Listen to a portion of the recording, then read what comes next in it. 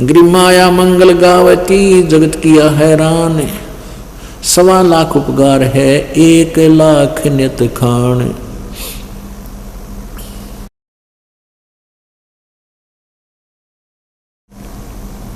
ऐसी दूती जोगनी जगत किया बैरून, आन अटक माने नहीं ये माया चढ़ी खून। दानी को नहीं देत है नहीं रखे वर्ष करोड़े, माया चाली सोम को बंधी सोम गल डोरे।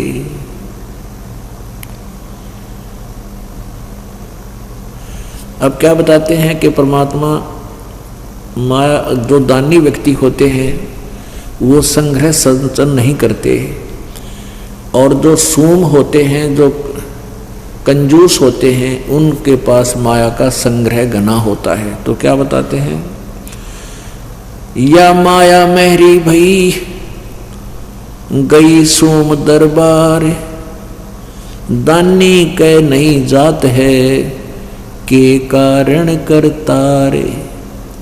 दानी को तो देत हूं मैं ज्ञान ध्यान विश्वास, और भक्ति गरीबी बंदगी जो न्यपजय निज दास। शील संतोष विवेक दो दया धर्म कुल साज, ज्ञानी गलता न रहे ना ममता की दाज। अब यहाँ प्रश्न उत्तर आप ही कर रहे हैं परमात्मा कि हे परमात्मा, या माया जो है दान करने वाले भगत के घर पे, दानी के घर इतनी माया जैसे औरों के पास होती है, लोग दिखावा करते हैं, तो भक्ति से परिचित व्यक्ति इस माया के घना पीछे नहीं लगता। तो यहाँ प्रश्न किया है कि दानी कह नहीं जाते हैं क्या कारण करतार।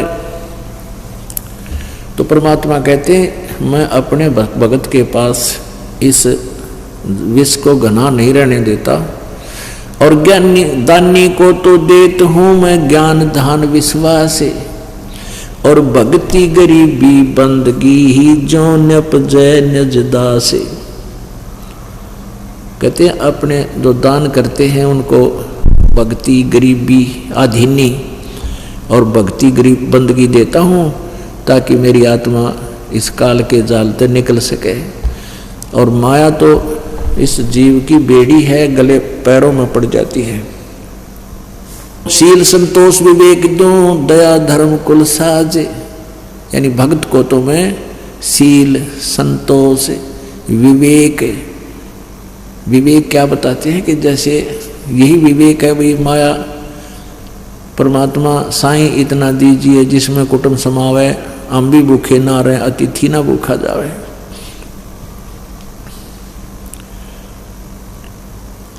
शील संतोष विवेक दूं दया धर्म कुल साज, और उस पुण्यात्मा के अंदर दया भर देता हूँ, धर्म धार्मिक बनाता हूँ, और वो फिर इस माया की आग में नहीं जलता।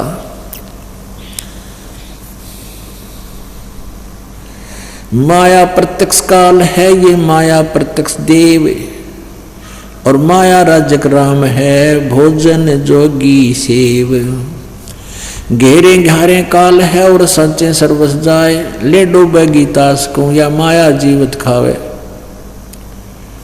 कहते हैं जो संचित करते हैं, जोड़ते हैं, संग्रह करते हैं, वो तो खराब करेगी, ये तो काल है तेरा। भक्ति में स्नान करे आगे से मत रोक, चलती को तू चलन दे हंसा पावे मोख। साच बाच कर क्या कह रहे ये मुक्ता रहना संत, भोजन जोगी लीजिए या के बड़े बड़े दंत।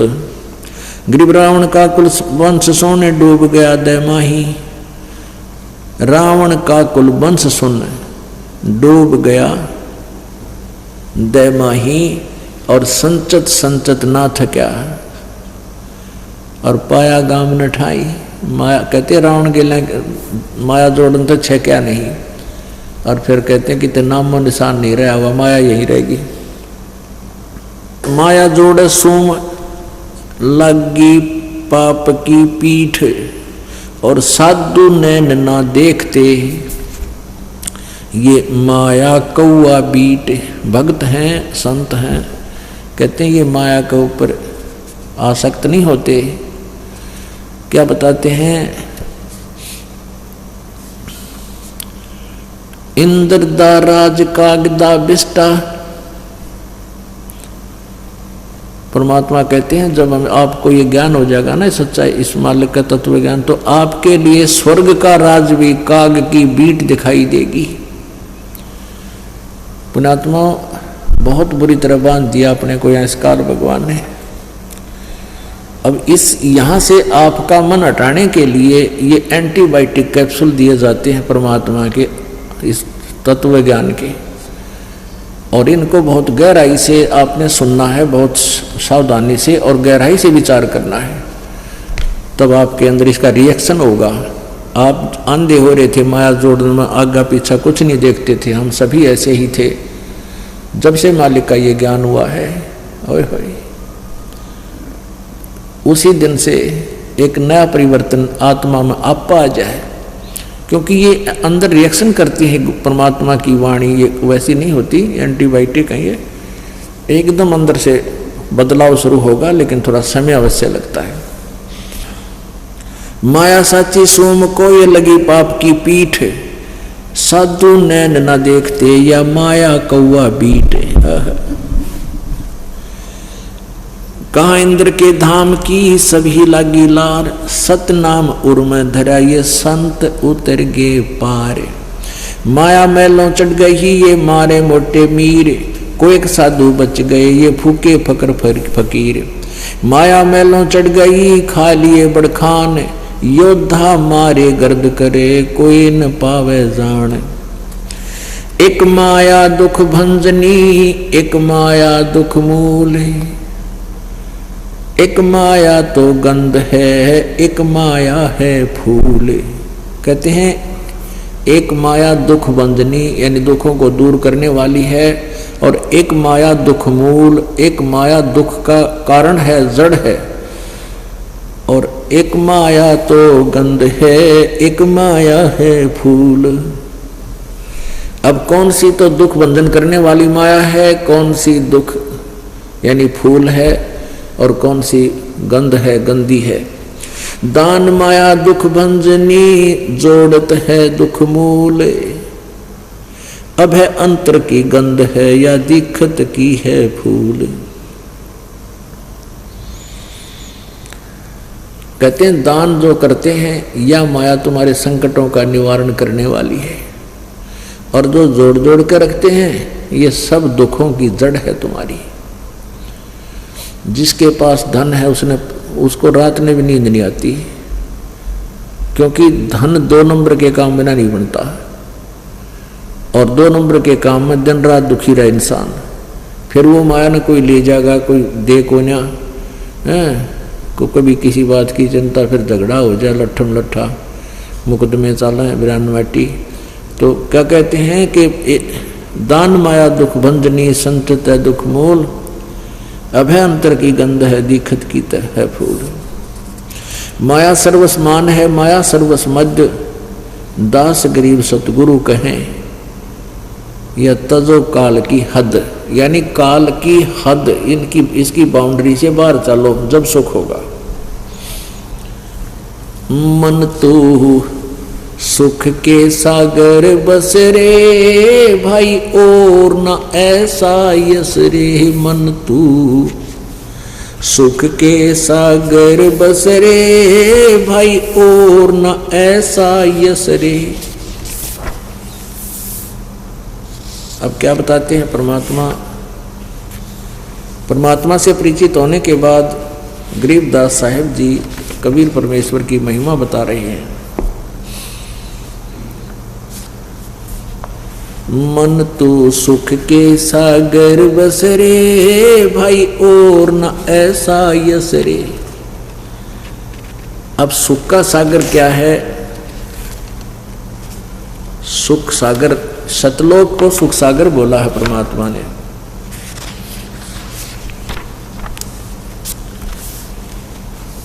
सतलोक को सुख सागर कहा है कि जैसे सुख सागर की डेफिनेशन बताई है शंखों लहर मेहर की उपजे कहर नहीं जा कोई, दास गरीब अचल अविनाशी सुख का सागर सोई। शंखों लहर मेहर की उपजे। पुण्यात्माओं, अब आपको यह बात समझ में आवेगी। आज से 200 वर्ष पहले, 150 वर्ष पहले और उससे और पीछे जाओगे तो इंसान इतना दुखी नहीं था जितना ईब दुखी है। और अब हमने ये माया का जो नकली सुख गणा दिखा है, जैसे कार होगी, कोठी होगी, अच्छे चटक मटक कपड़े सुंदर पहनना हो गए, तो हम आज नो दिखे हैं कि बड़े समाज जो है ना विकसित हो गया, शिक्षित हो गया और बड़ा सुखी है। इतना महादुखी है। कितना देख लो जाके, ऑफिस में देख ले जो नौकरी करते हैं, 24 घंटे टेंशन रहती है।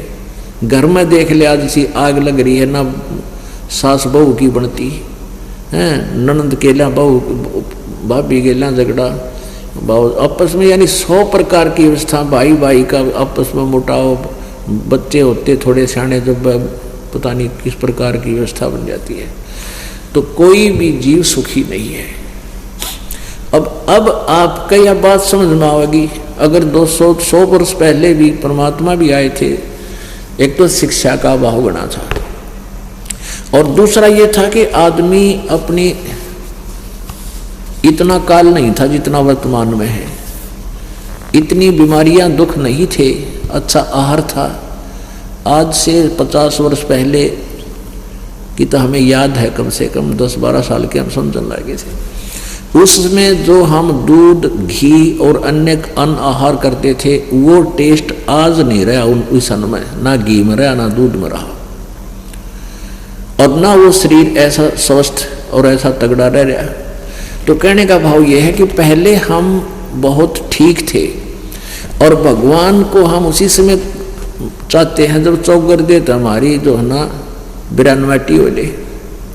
तो आज कोई सुखी नहीं है और इसलिए परमात्मा एक ऐसी शक्ति है, उसको बारे में हमें पता भी होता है कि जो किसी से भी काम ना बनाओ, भगवान किया करे, तो फिर हम भगवान की तलाश में चलते हैं। तो आज एक और हमारे लिए वरदान बन गया कि हमने, आप जी ने अब से पहले जितने भी आपके पूज्य देव थे सारे अजमा के देख लिए, और जितने संत थे, पंथ थे, उड़ धक्के खा के देख लिए, कोई लाभ नहीं हुआ। और फिर यहाँ आके देख लो, रोज नए सुख देगा आपको परमात्मा, और सुख देगा इसलिए कि आप फिर यहाँ आया करोगे और भगवान के इस गुण को समझोगे, परमात्मा को पहचान पाओगे। तो क्या बताते हैं कि शंखों लहर मेहर की उपजे और कहर नहीं जा कोई,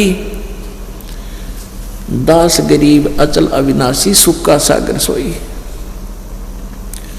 एक कभी कभी किसी दिन आपके मन में एक ऐसी हिलोर उठती है, इतना आनंद सा बन जाता है, ना कोई बुरा लगता है, दुश्मन के प्रति भी आपका कोई विरोध नहीं रहता।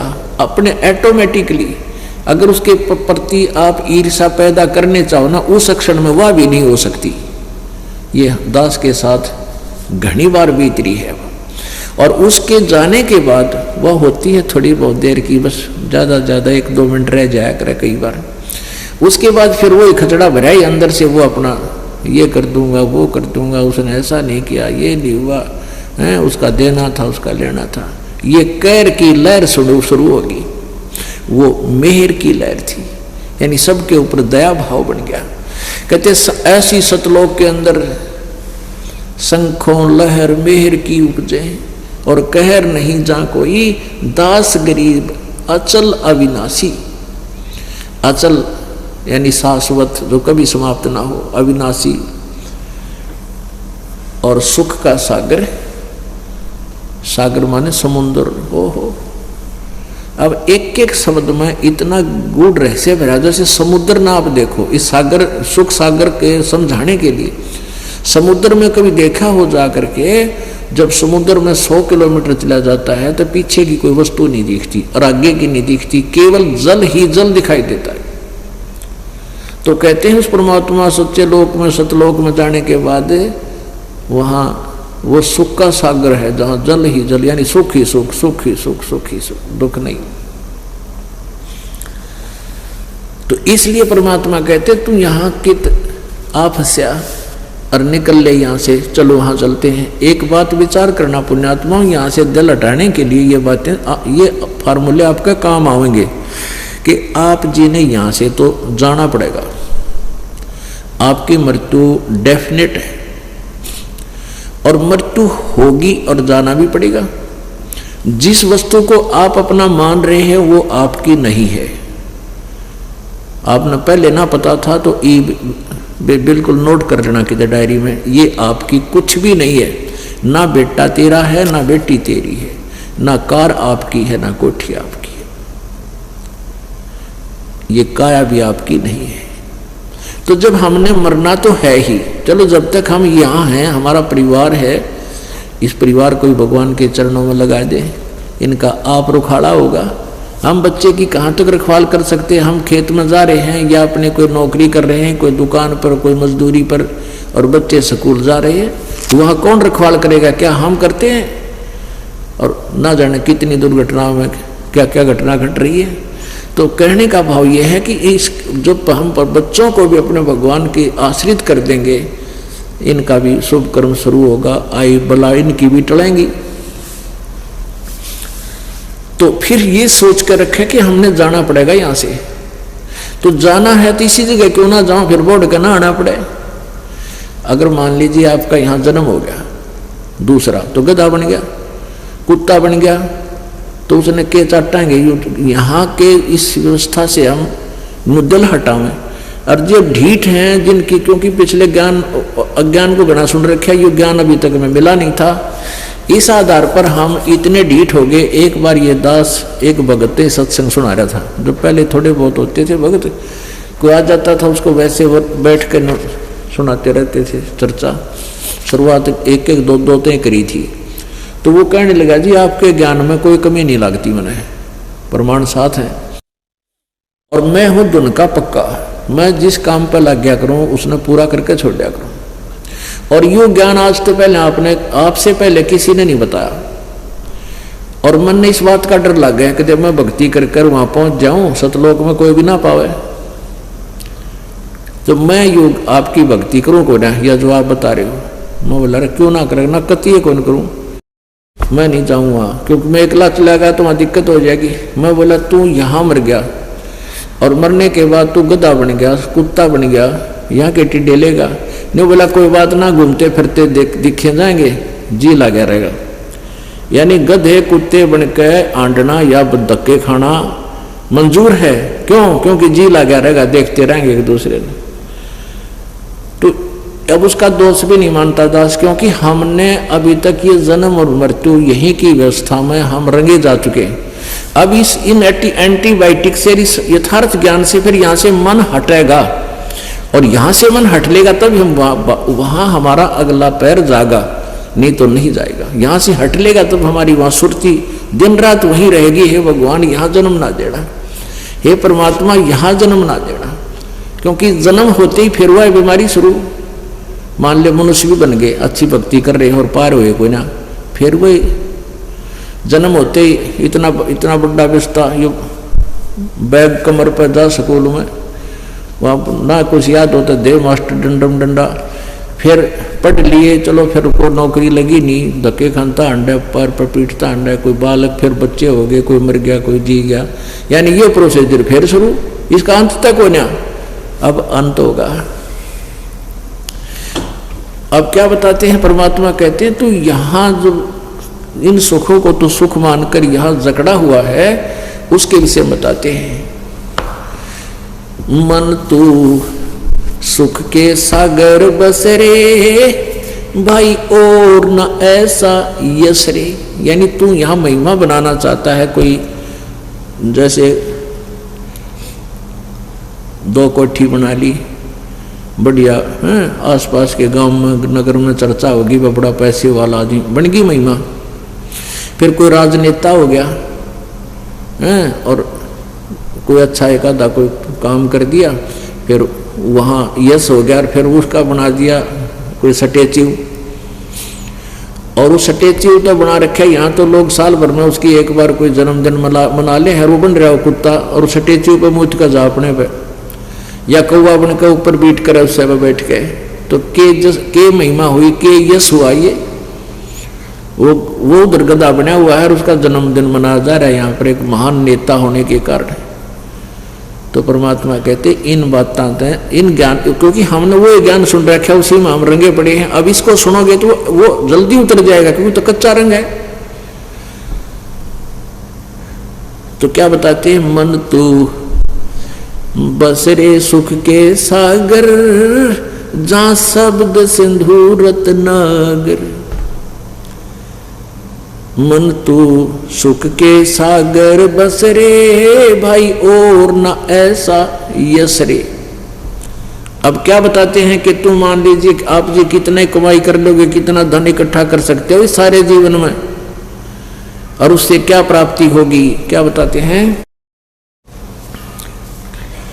सर्व सोने की लंका होती, वो रावण से रणधीरम।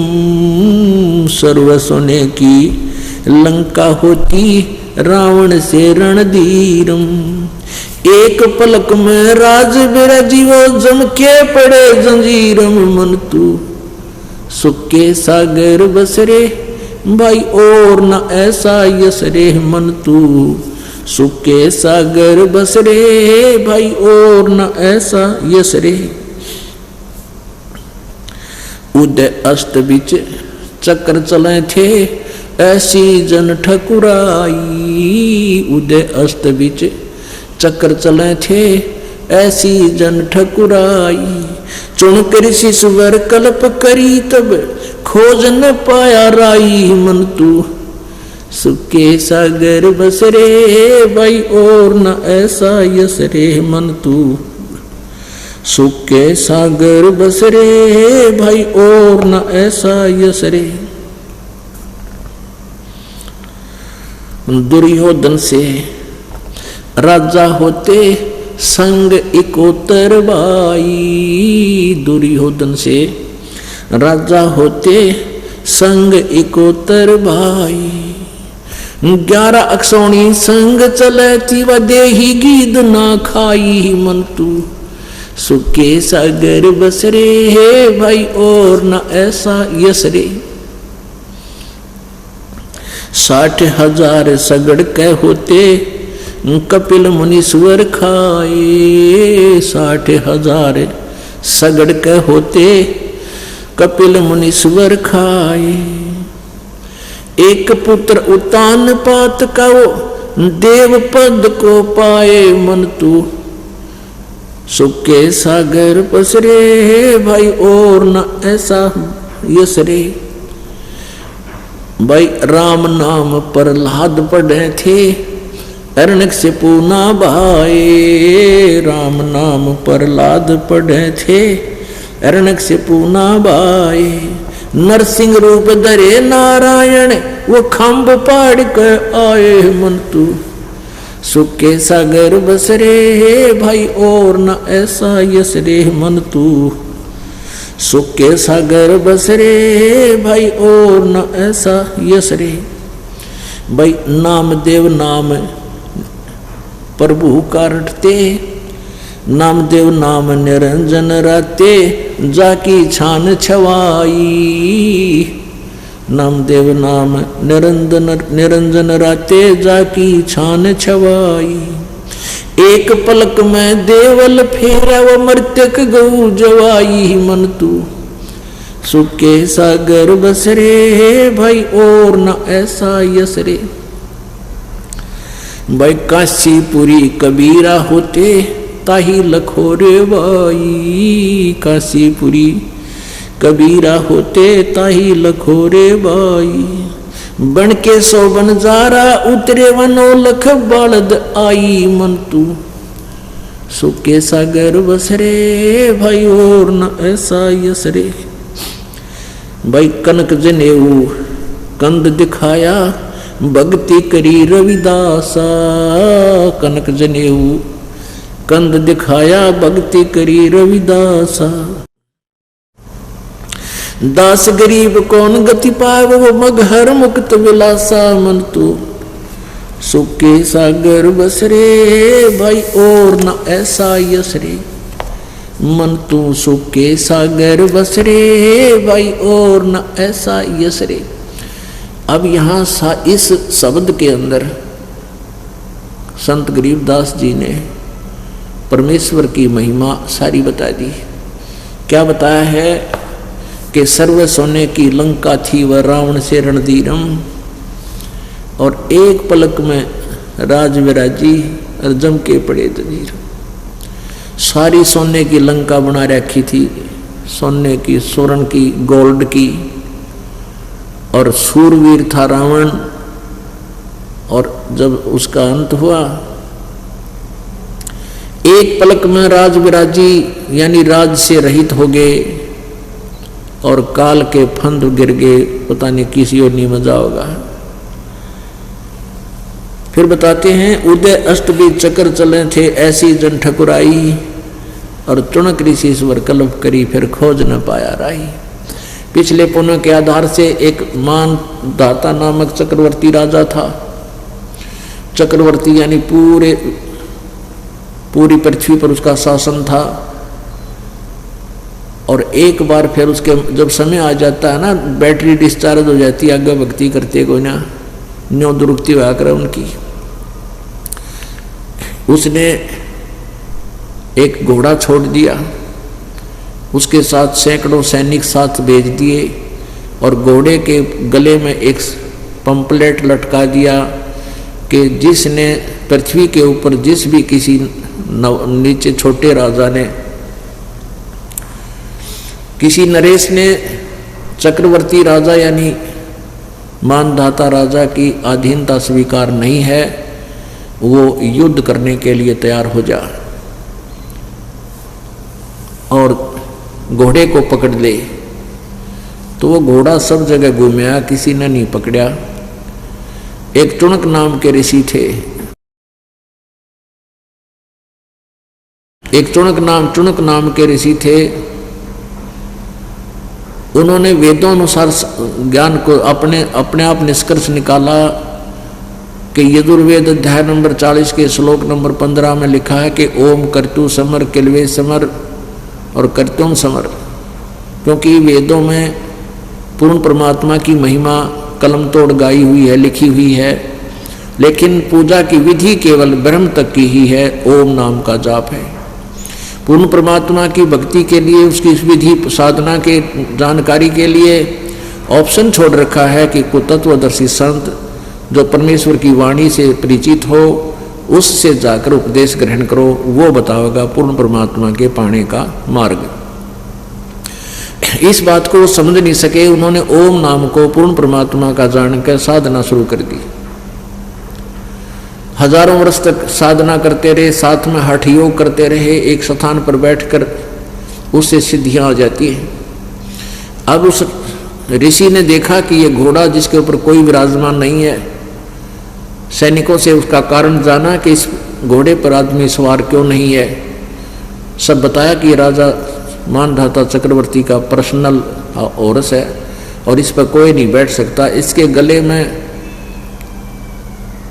ये लिखा हुआ, इसमें लिखा है कि जो राजा, जो भी कोई नरेश और चक्रवर्ती राजा के अधीनता स्वीकार करना नहीं चाहता है, वो युद्ध करने के लिए तैयार हो जाए, घोड़े न बांध ले। अब जब खोटे लग गए हैं ना, न्यू लग गए हैं, अब उधर से उस ऋषि के भी खोटे लग गए, उधर से उस मानधाता चक्रवर्ती के भी बुरे दिन आ गए। अब चुनक नाम के ऋषि ने वेदों तक की साधना, काल की साधना की और एटम बम बन गया। उसके मन में फिर काल के हाथ में रिमोट है, मन में उत्पन्न कर दी है भावना कि राजा को अभिमान हो गया, इसके अभिमान को मैं ठीक करूँगा। तो उस ऋषि ने कहा कि भाई सैनिकों, इस घोड़े को मैं पकड़ लेता हूँ, राजा का युद्ध मैंने स्वीकार कर लिया।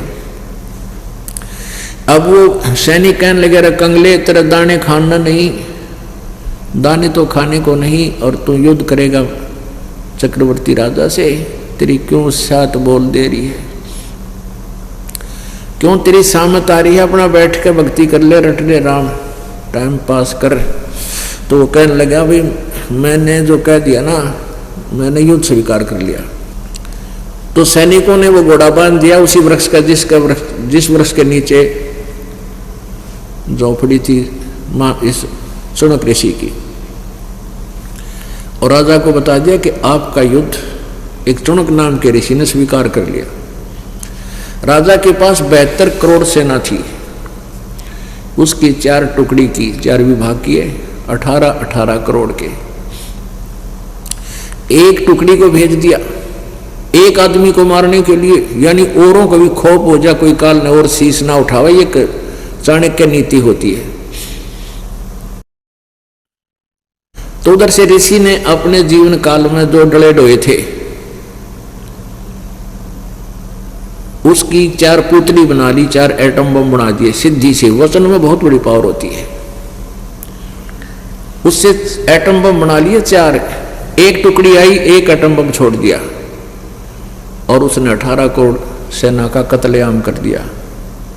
दूसरी टुकड़ी राजा ने भेजी तो उसने दूसरी पुतली छोड़ दी, तीसरी सेना टुकड़ी भेजी तो तीसरी छोड़ दी, ऐसे चौथी भेजी, चौथी छोड़ दी। यानी मानधाता चक्रवर्ती उदय अस्त पर जिसका राज था, यानी सूर्य उदय हुए अस्त तक और छिपे जहां तक, अर्थात पूरी पृथ्वी पर राज्य था, उसका सर्वनाश हो गया। और उधर से ऋषि, वो चौणक ऋषि इस बात से सारा प्रसिद्ध हो गया, उसका यश हो गया। पहले मानदाता चक्रवर्ती का यश था, महिमा थी, पूरे पृथ्वी का शासक है, सारी पृथ्वी पर राजा, वो झूठा यश। उधर से उस ऋषि की का यश हो गया, बड़ा महान ऋषि था, उसने ऐसा कर दिया। अब इस महान ऋषि की विरानमटी होगी, शुक्र होगी कि जब तक यहाँ क्या है, जब तक ये परमात्मा कबीर जी की साधना हमें प्राप्त नहीं होती, यथार्थ मार्ग नहीं मिलता, तब तक हम वेदानुसार गीतानुसार जैसा भी साधना करते हैं और जैसे पुण्य पाप करते हैं, वो दोनों ही अकाउंट खुले रहते हैं। बुरे जो पाप हैं वो बैड अकाउंट में, और पुण्य है या भक्ति है वो गुड अकाउंट में, दोनों जमा हो जाते हैं। और इस प्राणी को दोनों ही भोगने पड़ते हैं। अभी तक आपने सुना था जैसे कर्म करेगा वैसे फल देगा भगवान, यहाँ का इतना नियम था। ये ना तो पाप काट सकते थे, ना पुण्यों में कम बत्ती कर सकते थे। पुण्य भी आपको पूरे देते हैं, जैसे आज देख रहे हो कोई अच्छे पोस्ट है, किसी के पास घना धन है, हेलीकॉप्टर में घूमते हैं, कोई कारा में चलते हैं, ये उनके पुण्य हैं और सारे ही देगा। और सत भक्ति नहीं कर रहे तो पाप की गठड़ी रोज एक बांध लेते हैं, एक गठड़, एक पोटली, यानी पृथ्वी ऊपर पग जो धारे, करोड़ जीव एक दिन में मारे। अपने पेट धंधे के लिए एक दिन में कहते हैं करोड़ों जीवों की हिंसा करके ये जीव विश्राम पाता है, वो बैड अकाउंट में। और पुण्य कोई बढ़ नहीं पाता, क्योंकि शास्त्र विधि को त्याग कर जो मनमानी पूजाएं करते हैं उनसे पुण्य नहीं हो सकता। पुण्य करने के लिए एक विशेष व्यवस्था करनी पड़ती है। तो जैसा भी वो पुण्य करने के लिए थोड़ा समय, जैसे पहले हम के पुण्य कराया करते, एक बार सालासर चले गए हनुमान जी की पूजा करने साल में, और मंगलवार के दिन 100 रुपये की बूंदी बांट देते हैं। थोड़ी धार्मिकता थी, कभी ऊपर चिड़िया को टूक डाल देते, कभी दाने डाल देते, इतने काम कराया करते। तो वो जो हम जो पुण्य थोड़े होता मानते थे, वो तो हमारे इतने, और पाप सारा दिन गठड़ी बांध ले, चाहे पूरी मालगाड़ी भर ले। तो कहने का भाव ये है कि उस ऋषि ने जो पुण्य किए थे वो भी भोगेगा, स्वर्ग में चला गया। महास्वर्ग में चला गया इस ओम नाम के जापते ब्रह्म तक की साधन। वहां भी कहते गीता जी अध्याय नंबर 8 के श्लोक नंबर 16 में कहा कि ब्रह्मलोक पर्यंत, यानी ब्रह्मलोक तक जितने भी लोग हैं वहां गए हुए प्राणी फिर पुनर्जन्म में आते हैं। तो इस ऋषि ने जो 18 करोड़ 72 करोड़ सेना का नाश करा, अब चाहे तो कोई हथियार तो मार दे, चाहे कोई अपने शराब तो मार दे, दोनों का पाप बराबर है। अपनी सिद्धि शक्ति से मार दे, उसके पास वही हथियार है, तो दोनों का पाप बराबर है। तो फिर ये ऋषि अपने पुण्य पूरे कर लेगा, वहां पर खत्म कर देगा, फिर ये टुनक ऋषि कुत्ता बनेगा और इसके सिर में जख्म होगा और वो जितने सैनिक मारे हुए कीड़े बनकर इसको नोच नोच के खाएंगे। तो यहां परमात्मा एक के तीर में कई शिकार कर रहे हैं। भाई उदय अस्त बीच चक्कर चले थे, ऐसी जन ठकुराई। उदय अस्त बीच चक्कर चले थे, ऐसी जन ठकुराई। चौनक ऋषि स्वर कल्प करी, तब खोज न पाया राई। मन तू सुख के सागर बस रे, भाई और न ऐसा यश रे। यहाँ के झूठे यश हैं, झूठी महिमाएं हैं, कहते यहां से पीछा छुटवा ले। फिर जो परमात्मा की शरण में आए हैं उनके साथ कैसी मदद करता है मालिक। भाई राम नाम प्रहलाद पढ़े थे, अरना कुछ ना भाए। उसका पिता ही दुश्मन बन गया प्रहलाद का, उसका हिरण्यकशिपु।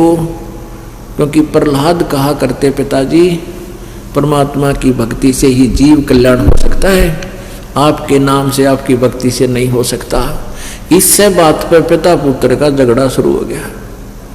मान बढ़ाई में आकर के मेरा ही पुत्र मेरी आज्ञा का पालन नहीं करता है,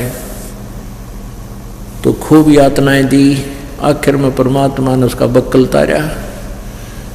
कहते हैं ब्राह्मण बाणा कर्म कसाई, हिरण्यकशिपु छाती तोड़वाई। तो यहाँ कहते हैं राम नाम प्रहलाद पढ़े थे, हिरण्यकशिपु ना भाए, यानी उसने अच्छा नहीं लगा। और नरसिंह रूप धरे नारायण, खम्भ पाड़ के आए। कि जो भक्ति करते हो आपके साथ भगवान रहेगा, आप प्राप्ति आएंगे उनको हल्का करेगा और बिल्कुल को आखिर कर देगा, अनर्थ कर देगा। फिर आगे भगवान उसका बक्कल तारेगा, उनकी मदद की जाती है। और ये जैसे मानदाता, जैसे चक्रवर्ती, पूरी पृथ्वी का राजा जो सत भक्ति नहीं कर रहा था उसकी बिरान माटी हुई, कुल नाश हुआ। ये डिफ्रेंशिएट कर रहे हैं हम कि यहाँ के सुख को और भक्ति नहीं करते उन व्यक्तियों का और जो साधना सत करते हैं उन भक्तों की में कितना अंतर होता चला जाएगा। नामदेव नाम निरंजन राते, जाकी छाने छवाई। नामदेव जी कहते हैं परमात्मा की भक्ति किया करते थे, तो उसके साथ कैसी लीला की परमात्मा ने।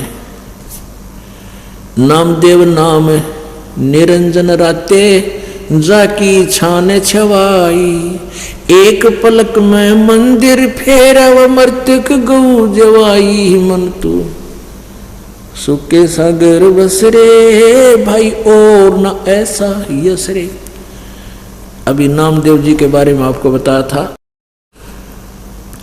नामदेव जी इस रोहिला कास्ट में, छिपा जाति में, छिम्बी बोले हमारे का ना, छिम्बी जाति में इनका जन्म था।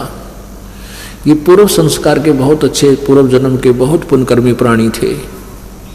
और जिनके पिछले जन्म के संस्कार होते हैं भक्ति के, वो डटे नहीं डटा करते, उनके अंदर वो अपने आप अंगड़ाई लेती है वह भक्ति।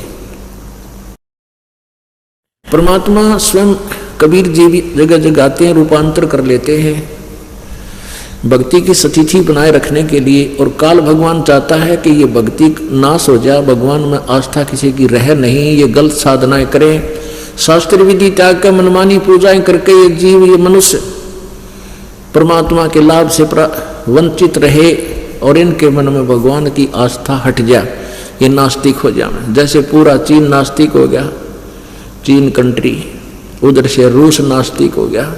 पहले सभी धार्मिक थे और चीन जो है महात्मा बुद्ध का अनुयायी था। उनके द्वारा बताए गए साधन भक्ति से किसी को लाभ हुआ कोई आध्यात्मिक, तो उन्होंने यही मान लिया कि भक्ति तो अपने ही कर्म से हम करके दो हाथों से वही लाभ उठा सकते हैं, परमात्मा कोई लाभ नहीं देता। और काल यही चाव है। तो ऐसे ये काल हमारे साथ ठगी कर रहा है। तो परमात्मा कबीर परमेश्वर जी स्वयं आते हैं और अपनी महिमा बनाकर चले जाते हैं, ताकि जब तक ये कलयुग ये समय है वो जिसके लिए भगवान आते रहे, यही वेद प्रमाण देते हैं। और अपनी भगवान की सतीथि के परमात्मा कुछ कर सकता है, सब कुछ कर सकता है, अनहोनी कर सकता है, होनी कर सकता है, अनहोनी को होनी कर सकता है। और तभी हमारी आस्था भगवान में बनी रहती है। तो नामदेव जी ने परमात्मा कबीर जी से उपदेश लेने से पहले, और पुरानी संस्कार से जैसे हम कोई गुरु नहीं बना रखा था, फिर भी इतनी धार्मिकता थी, भगवान की मंत्र करते थे सुबह से हम, जो भी जैसा याद था, श्रद्धा थी पूरी। ऐसे नामदेव जी में एक बार एक मंदिर में आरती चल रही थी और नामदेव जी, और उस समय क्या था कि उस मंदिर में ब्राह्मणों के अतिरिक्त किसी अन्य को प्रवेश नहीं होने दिया जाता था। मंदिर में आरती चल रही थी, घंटियां बज रही थी और नामदेव जी किसी कामवश उस मंदिर के पास से गुजर रहे थे। वो इतने विभोर हो गए भगवान की भक्ति में, वो आरती गाने लगे और हाथ में जूते निकाल कर घंटी बना ली, घंटी बजाने लगे और बजाते बजाते उन मंदिर में चढ़ गए और उन ब्राह्मणों की अंदर से घुसते हुए और मूर्ति के सामने खड़े होकर ऐसे वो जूतों से घंटी बजाने लगे मंदिर में। अब ब्राह्मणों ने उसका पकड़ कर, उस पुजारी ने पकड़ कर उसको और मंदिर के पीछे पटक दिया कि इसने हमारा बट्ठा बैठा दिया, भ्रष्ट कर दिए, इसने जूतों समेत आ गया, ये दूसरी जाति का, छोटी जाति का। अब नामदेव जी पीछे धक्का दिया, पीछे बैक साइड में पड़ गए और पड़े पड़े भी उस भगवान की आरती गा रहे हैं और वो घंटी बजा रहे हैं जूतों से। परमात्मा ने उस मंदिर का मुंह, परमेश्वर ने उस मंदिर का मुंह नामदेव जी की तरफ कर दिया और वो पंडित पिछला काना घंटी पीटे, बैक साइड होगी। अब परमात्मा का नाम लेने से, कबीर जी की शरण में आने से पहले भी नामदेव जी साधना करते थे। क्यों करते थे? क्योंकि उसमें पिछले संस्कार थे। और फिर परमात्मा का नाम लेने के बाद परमात्मा जिस स्थिति पर उनको लाना चाहते थे कि इस ओम से ऊपर भी कोई और मंत्र है, इसको नामदेव जी स्वीकार करना नहीं चाहते थे। भले गुरु बना रखे थे लेकिन उनके मन में जगह नहीं थी सतनाम प्राप्ति की। तो उधर से क्या, नामदेव जी 2-3 दिन के बाद उस रंका और बंका के घर पर गए, क्योंकि गुरु भाई होने के, बाण भाई होने के कारण आपस में कभी कभी बैठकर चर्चा किया करते थे। तो जो ही वो नामदेव जी रंका के घर पर गया, वहां के देखा कि उनकी लड़की वंका एक पट्टी तैयार करे थी, जैसे देसी हिसाब किताब ते को जड़ी बट्टी कूट काट के पट्टी तैयार करे थी किसी जख्म पर बांधने के लिए। नामदेव ने पूछा, बहन क्या हो गया, किसको क्या लग गया, क्या आंटी को कुछ हो गया या अंकल का कुछ चोट लग गई? कहने लगी, रे नामदेव तू बाज नहीं आता। वह कहने लगी, नामदेव तू बाज नहीं आता और तू भगवान को बहुत दुखी करता, गुरुदेव को। नामदेव जी ने कहा, क्या हो गया बहन? कि तूने वहां के जरूर थी उस मंदिर में बड़न की, उन ब्राह्मणा के बीच में है, परमात्मा ने तेरे लिए वो मंदिर फेरा, तेरी तरफ तो मुंह करया गुरु जी ने और उनकी तरफ पीठ करी। यूँ कैसे करा? गुरु जी ने कहा उनका भाई हाथ का चोट लाग गई। अब परमात्मा कहते सोचल छिद्र मैं करूं। हम इतने ढीठ हैं, गुरु भी बना लेते हैं, लेकिन अपने आड़ी जो पुरानी अटकल है उससे नीचे नहीं आते, ना उसे ऊपर चलने की चेष्टा करते। तो परमात्मा 100 तरह के तरीके अपना के उस काल के गढ़ को हटाता है उसके दिल से। नामदेव जी के मन में इसी प्रकार आस्था बनानी थी। तो कहने लगे आए सचमुच गुरु जी के चोट लगी, एक और घनी चोट लगी भाई जा देख का। नामदेव जी गया उस गुरु जी के पास। गुरु जी के वह भी लड़की भी साथ गई। पूरा जख्म हो रहा हाथा में, और लड़की ने दोनों हाथा के पट्टी बांध दी। नामदेव जी चरणाम पड़ गए। नो बोले गुरुदेव माफ कर दो मुझ पापी ने, मैं तेने सोचू था मेरी भक्ति है तो सब कुछ हो रहा है, आप तो मेरे साथ चल रहे हो। तो परमात्मा ने कहा बेटा ये हो भी सकता था, तो करा तो मैंने ही है, लेकिन तेरी भक्ति से ही। लेकिन ये पूर्व जन्म की भक्ति है, भविष्य की भक्ति तेरी कति नहीं बन रही। इस ओम के ऊपर एक और मंत्र है, उस मंत्र से और लाभ होगा बेटा, वो प्राप्त करे। तब नामदेव जी ने कहा प्रभु जैसे आप कहोगे मैं वैसे ही कर लूँगा। मैं बहुत दुष्ट हूँ, मैंने बहुत गलती कर दी, आपको बहुत तंग कर दिया। तो उसके बारे में गरीबदास जी ने अपनी वाणी में लिखा है, कबीर परमेश्वर से परिचित होने के उपरांत नामा छिपा ओम तारी पीछे सोहम भेद बिचारी, सार शब्द पाया जद लोई आवागमन बहुर ना होई। नामदेव जी छिपी जाति में थे। कहते नामा छिपा ओम तारी, ओम पर ही आरूढ़ हो रहा था वो, और पीछे उस दूसरे मंत्र का भेद विचारा। जो सतनाम में 2 मंत्र होते और उनसे भी काम नहीं चलता। कहते सार शब्द पाया जद लोई आवागमन बोड़ ना होई, यानी सार शब्द फिर उसको प्राप्त हुआ। तो इस 2 मंत्र से ऊपर फिर एक सार नाम होता है। तो कहने का भाव ये पुण्यात्माओं की यहाँ का जो सुख है ये नकली सुख है, जो ओरिजिनल सुख सतलोक में है, और उसको प्राप्ति का अब विधि भी और साधन पूरा आपको प्राप्त होगा। और जो पुण्यात्मा उनको जो काफी समय से भगवान को समझ चुके हैं, लगे हुए हैं, उनको वो मार्ग प्राप्त हो चुका है। तो अब इसमें इस प्रकार की जो वचन मालिके हैं इनको याद रखना है, और ये आपका एक गायत्री मंत्र बन जावे। गायत्री मंत्र का अर्थ होता है जो हमारे हरदम मन में उसका उच्चारण गायन बनता रहे। तो मतलब वो याद रहे, वो चीज रह कर। मंत्र तो हमने और जपना है, लेकिन ये एक फार्मूले याद रहे। क्या? मन तो सुख के सागर बस रे भाई, और न ऐसा यस रे। फिर दूसरी बात के याद रहे भाई, सर्व सोने की ही लंका होती वो रावण से रणधीरम। सर्व सोने की लंका होती वह रावण से रणधीरम। एक पलक में राज बिराजी वो जम के पड़े जंजीरम। मन तू सुख के सागर बस रे भाई, और न ऐसा यस रे। फिर क्या बताते हैं? मन तू बस रे सुख के सागर, जहाँ शब्द सिंधु रत्नागर। मन तू बस रे सुख के सागर, जहाँ शब्द सिंधु रत्नागर। अब यहाँ से मन हटाने के लिए, क्योंकि काल के लोक में हम रह रहे हैं, आप जी यहाँ से जाते हो, परिवार में हो सकता है पूरा परिवार भी उपदेशी हो आपका, नहीं तो ज़्यादातर किसी परिवार में 2 नाम ले रखा है, किसी ने 1 न ले रखा है।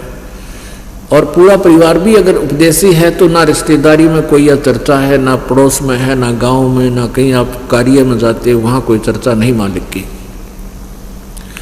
तो आपको इसलिए ये बताया जाता है कि ये रह कर याद रखो इस बात ने, नहीं तो संसार की चकाचौंध में आपको भूल पड़ जाएगी। के याद रखे, मन तू बसरे सुखे सागर, जहां शब्द सिंधूरत नागर। कोट जन्म तन भरमत हो गए, कुछ ना हाथ लग्या रे, कुकर सुकर खरबा बोरे, कौआ हंस बुगारे। कोटि जन्म तू राजा क्यों ना, मिट्टी न मन की आशा, भिक्षुक होकर दर दर घूमया, ये मिला ना निर्गुण रासा। अब ये बारग ना मिलने से जो आज आपको प्राप्त है, ये आध्यात्मिक यानी सत्य मार्ग तत्व ज्ञान ना मिलने से आप जी ने कैसी कैसी सुविधाएं भी प्राप्त की, ओम तक के नाम की जाप करके। क्योंकि पहले सब वेदों अनुसार साधना ही करते थे। या तो कलयुग में काल ने बिजली गिरनी थी, 36 पंथ बना दिए, 36 नाम नारे नारे बना दिए, उनको कोई लाभ होना ही नहीं, सब दुखी हो गए।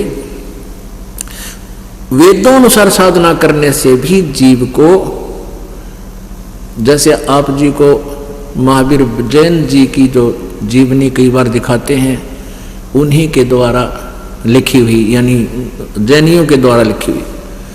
तो उसमें क्या लिख रखा है कि 30 करोड़ बार तक गधा बना, 60 करोड़ बार गधा बना, 30 करोड़ बार कुत्ता, और मेरा ने कितना लिख रखा है। और फिर लिखा है 80 लाख वर्ष बार, 80 लाख बार देवता बने। तो ये है यहाँ का कि पुण्य अलग लिखे जाते हैं, पाप अलग, पुण्य भी भोगने हैं, पाप भी। ये जो परमात्मा का जो विधान है ये क्लियर हुआ।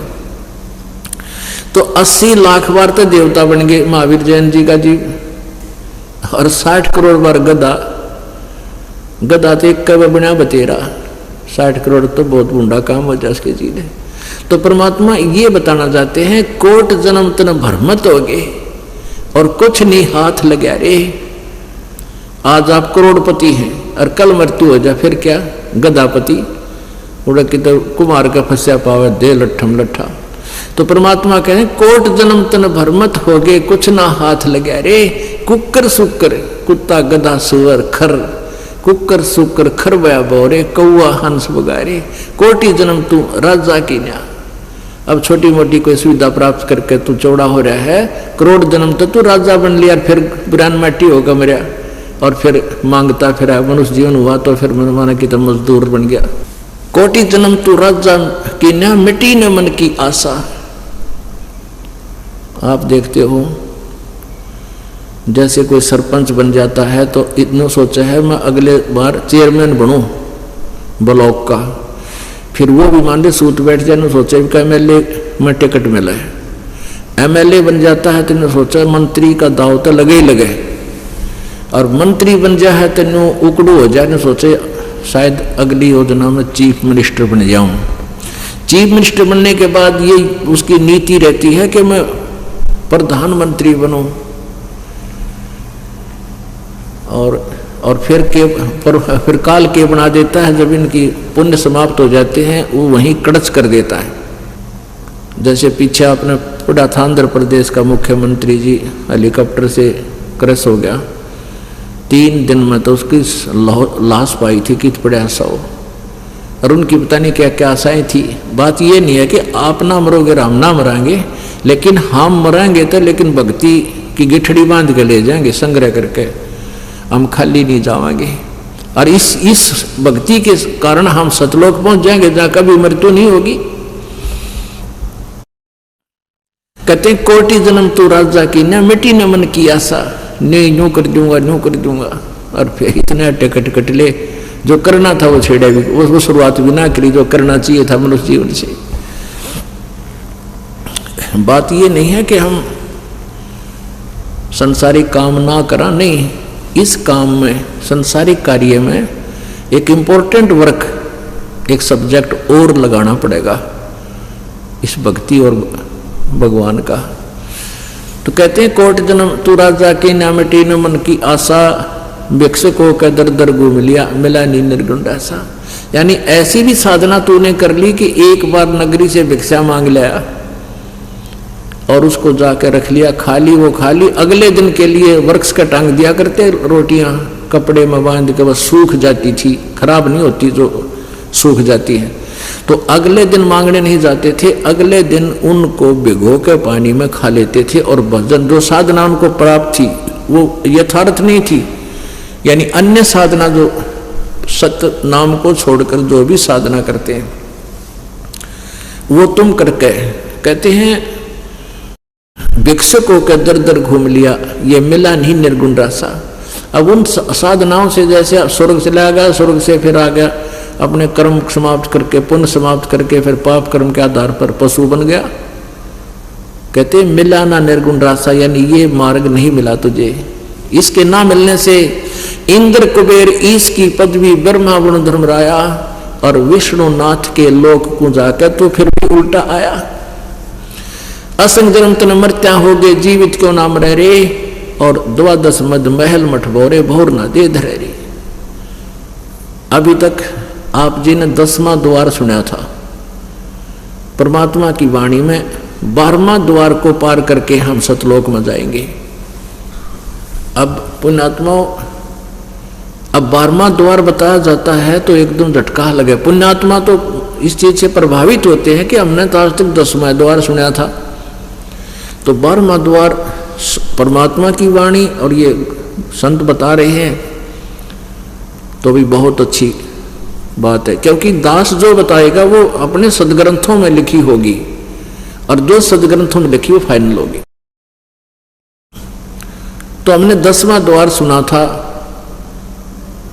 10वां द्वार तो काल के लोक में ही रहने का है। जो 11वां द्वार है वो परब्रह्म के लोक में खुलता है। 12वां द्वार है वो परम अक्षर ब्रह्म के यानी सतलोक में, उस सतलोक में खुलता है। 12 मद महल मठ बोरे बहुर ना दे धरेरी, यानी सतलोक के अंदर 12वां द्वार पार करके वो सतलोक है। वहां फिर वहां जाने के बाद दोबारा जन्म नहीं होगा।